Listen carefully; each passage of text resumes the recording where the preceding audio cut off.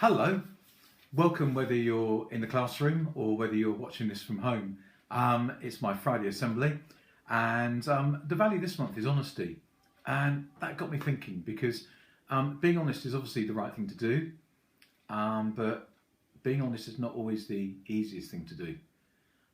Give you a couple of examples. So a few weeks ago, we had a big bowl of chocolates at home, and obviously they went pretty quickly, and there was one left.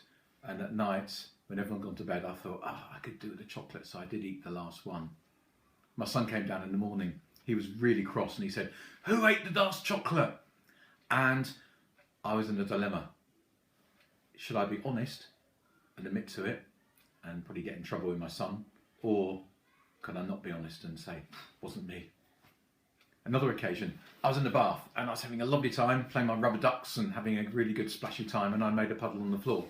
Hadn't realised actually, so I went out to the bathroom, got dressed, and Mrs. Nunn came in and said, "Who's made that puddle on the floor?" Again, I thought, should I be honest and tell her, or would it be easier just to deny it and pretend one of the kids had done it? A real dilemma.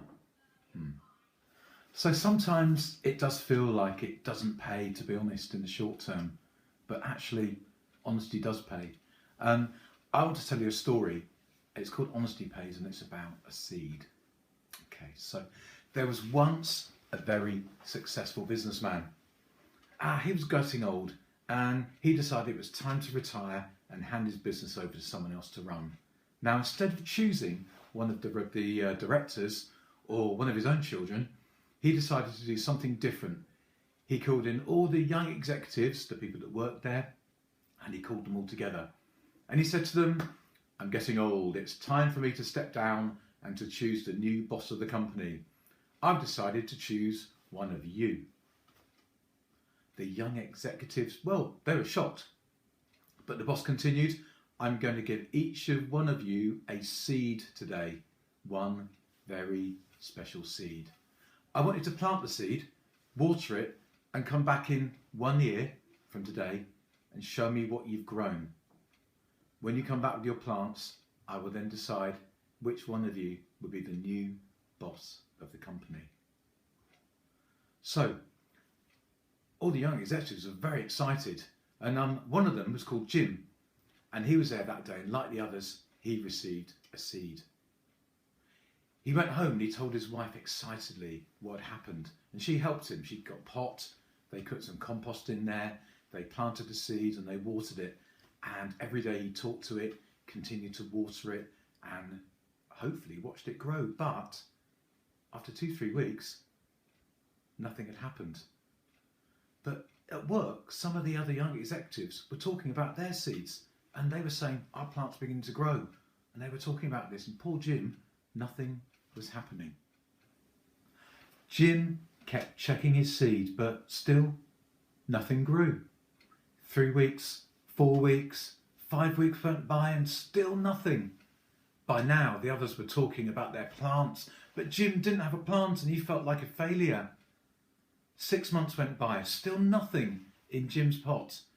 He just knew he had killed his seed. Everyone else had trees and tall plants, but he had nothing. Jim didn't say anything to his colleagues. However, he just kept watering and fertilising the soil. He so wanted the seed to grow. A year finally went by, and all the young executives of the company, they brought in their plants to the boss for their inspection.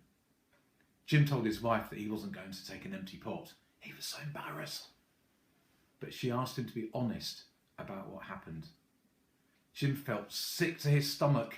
It was going to be the most embarrassing time of his life. But he knew his wife was right.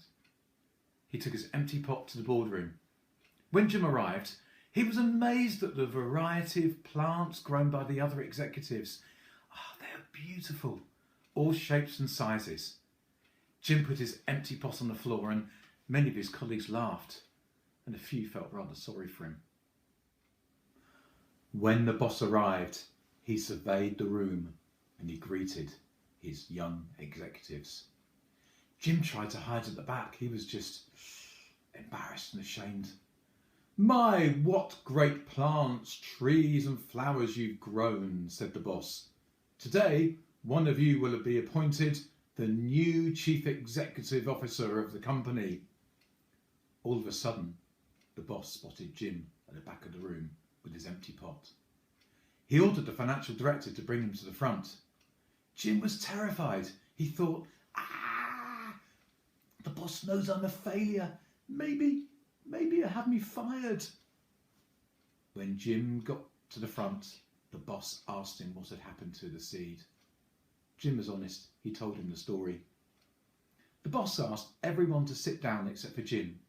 He looked at Jim and then announced to the young executives, "Behold, your new boss, our chief executive officer.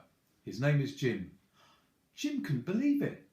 Jim couldn't even grow his own seed. How could he be the new boss, the others said. They couldn't believe it. Then the boss said, "1 year ago, I gave everyone in this room a seed.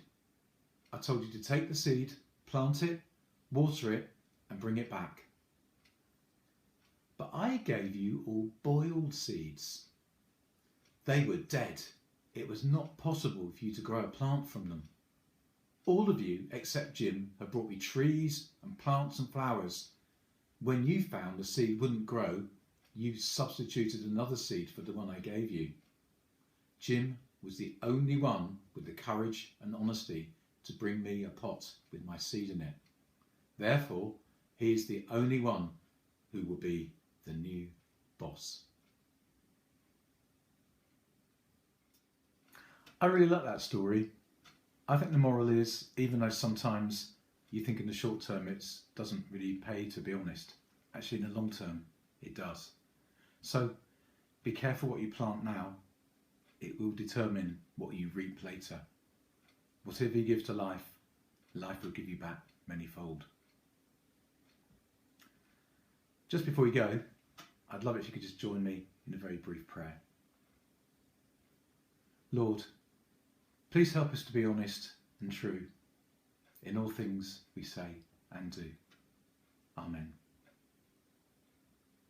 Thanks for joining me. I hope you have a really fantastic weekend, and I will hopefully see you again soon.